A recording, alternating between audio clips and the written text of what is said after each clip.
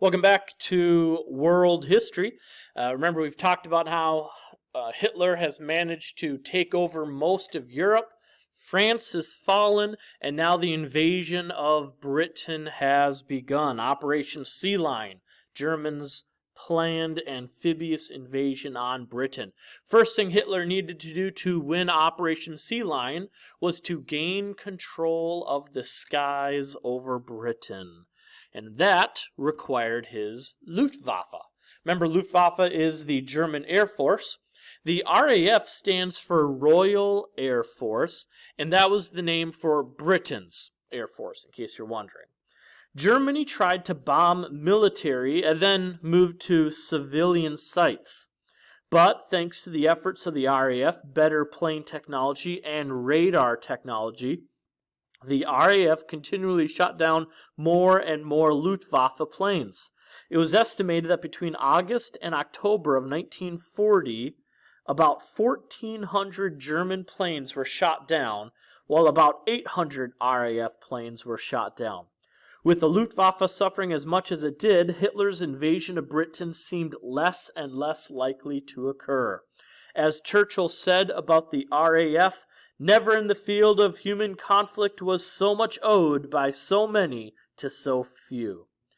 After France fell, General Weygand, the leader of the French armies, warned, "England will have its neck wrung like a chicken."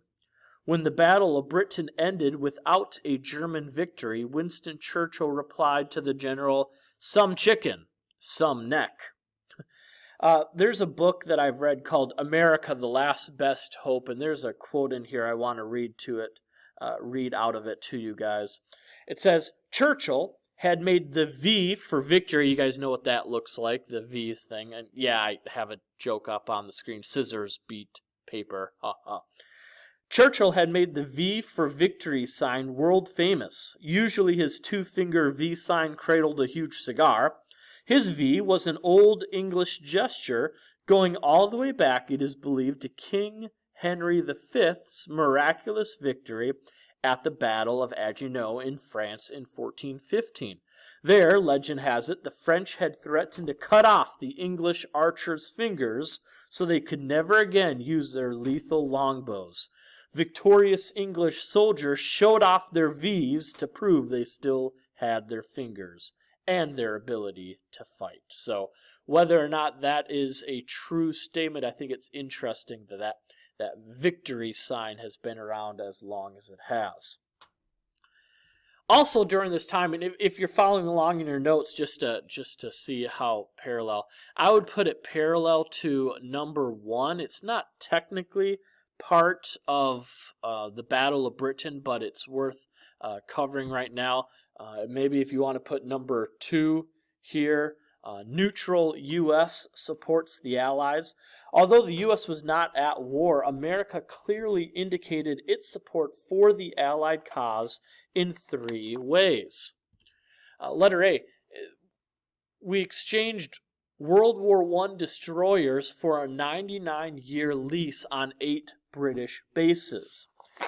This gave Britain the necessary weapons it needed immediately to continue the war with Germany, and it gave the U.S., something for helping the Allies out.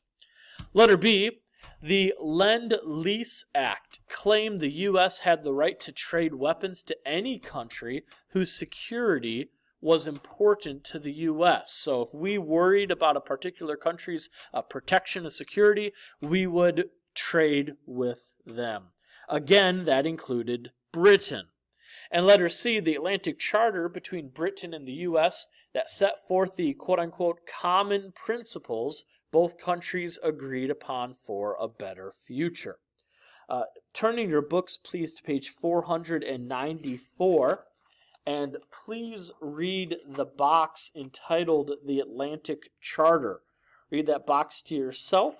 Once you're finished, please unpause the video and we will continue. Number 2, or if you chose to make that other 2, this can be number 3, the invasion of Russia. This was known as Operation Barbarossa. Although Hitler had made a non-aggression pact with Stalin, Hitler decided to attack Russia anyways. The primary reasons were to gain important natural resources, as well as by taking Russia out of the war, Britain would lose its last hope of finding a European ally. So Operation Barbarossa was the code name for Hitler's invasion of the Soviet Union. In June of 1941, Hitler attacked Russia, hoping to take the three important cities of Leningrad, which is located in the north, Moscow in the middle, and Stalingrad in the south. With thousands of planes and tanks, 3 million Nazi soldiers advanced into Russia. For the first several months, the Nazi forces advanced rapidly. Germany managed to capture about 500,000 square miles and kill or capture around 4 or 5 million Russians. Leningrad was besieged. Moscow was nearly within reach, and by the next spring, forces had reached Stalingrad. Although some Russians welcomed the Germans as liberators from the cruel Stalin's regime, the harshness of the German conquerors soon united the Russian people to fight for Russia against Germany. Germany underestimated the Soviet industrial capabilities and, more importantly, the Russian winter. Russians began fighting back. As they retreated, they destroyed everything that could have been used by the German forces. And as winter set in, German soldiers were unprepared. Temperatures reached negative 40 degrees in early December, making it the coldest winter in memory. Gasoline literally froze in war vehicles, making them useless.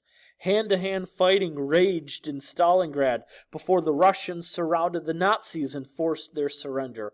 Leningrad was liberated as well. By 1943, supplies from the Allies began pouring into Russia, and the tide in Europe began to turn. A question might be asked, how have you seen God involved in the war, in the fight against Hitler? I think of some ideas, the miracle of Dunkirk, Hitler's foolish decisions in Britain and Russia, and then the very, very cold winter in Moscow in Russia. Those are just a couple examples I can think of. Maybe you can think of some more. The Holocaust. This really doesn't have a set of notes that I can think of separate, so I just put a bullet point here. But the Holocaust also took place during this time. It was, in case you need a definition of the Holocaust, it was Hitler's attempts to wipe out the Jewish people in Europe, as well as other people as well. Turning your books to page 496. 496 and 497 gives you more information on the Holocaust. Please read that to yourself. Once you've finished, please unpause the video and we will continue. Number 3, the attack on Pearl Harbor. Japan was already at war in Asia before World War II officially began. When Hitler attacked France and Britain, Japan took advantage by attacking their colonies in the South Pacific. In 1941, Japan and Russia signed a non-aggression pact. The only nation still blocking Japan from absolute control in the Pacific was neutral USA. The man who was in charge of German forces in Japan, remember, was Hideki Tojo. He lived from 1885 to 1948. In 1941, Tojo became the virtual dictator of Japan. It was Tojo and his followers who believed that a successful attack on Pearl Harbor would allow the Japanese to be the only power in the Pacific. And so, on December 7th, 1941, on a very testable date, the Japanese surprise attacked the U.S. at Pearl Harbor. Pearl Harbor, located in Hawaii, was the U.S.'s primary naval base in the Pacific. 400 Japanese planes destroyed 2/3 of the American aircraft. Most of them were still on the ground. They sank or seriously damaged 5 battleships and 3 cruisers and killed more than 2,000 Americans. Battleships had been considered the primary identification of naval power, and the Japanese left Pearl Harbor feeling their attack had been a complete success. Absent from the fighting, however, was the U.S. aircraft carriers, which had been out on maneuvers. Coincidentally, maybe miraculously, World War II would prove that aircraft carriers would prove to be the most important ship on the open waters. As FDR said, this was a day that will live in infamy. The attack had been the first real attack on American soil in over 100 years. The U.S., a neutral nation, had been attacked by Japan. The next day, President Roosevelt had Congress declare war on Japan. Shortly thereafter, war was declared with Germany and Italy as well. At least one Japanese admiral feared the consequences of Pearl Harbor. While the attack had been successful, it had also been successful in waking America out of its slumbering neutrality and allowing it to become the arsenal for democracy once again. The sleeping giant has awoken. Roman numeral 3. We're going to start this today because, well, we've got time for it, and I want to. Please read page 499, the pink box entitled The United States Strikes Back. Please read that box to yourself. Once you finish, please unpause the video, and we'll continue. Roman numeral 3, Allied advances, letter A, from North Africa to Italy. 1942 proved to be the turning point year in the war. Bernard L. Montgomery, he was the commander of British forces in North Africa. That's what you need to know about him. He defeated Rommel at the Battle of El Alamein, which was kind of a turning point battle in Egypt. If you look at page 513, just kidding. Don't look at page 513. That's in the wrong chapter. Just know that that area was located in Egypt.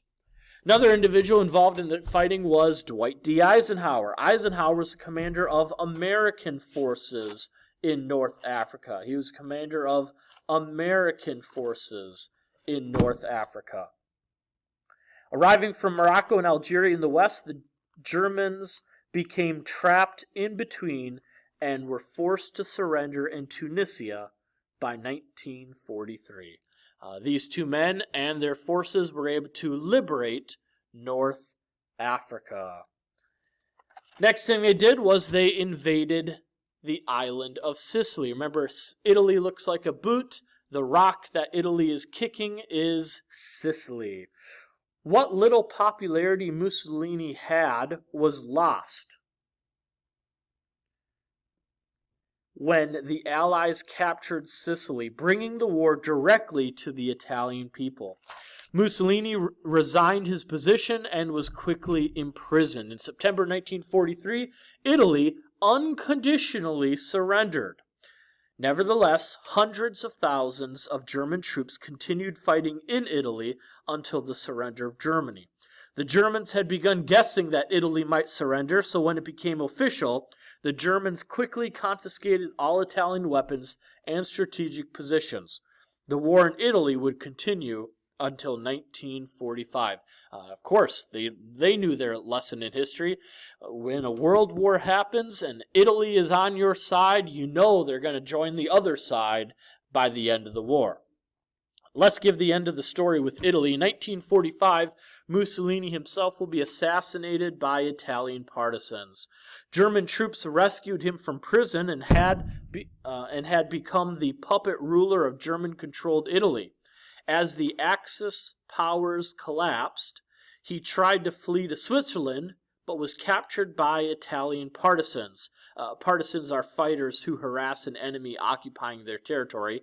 They shot him and hung him upside down in front of a gas station.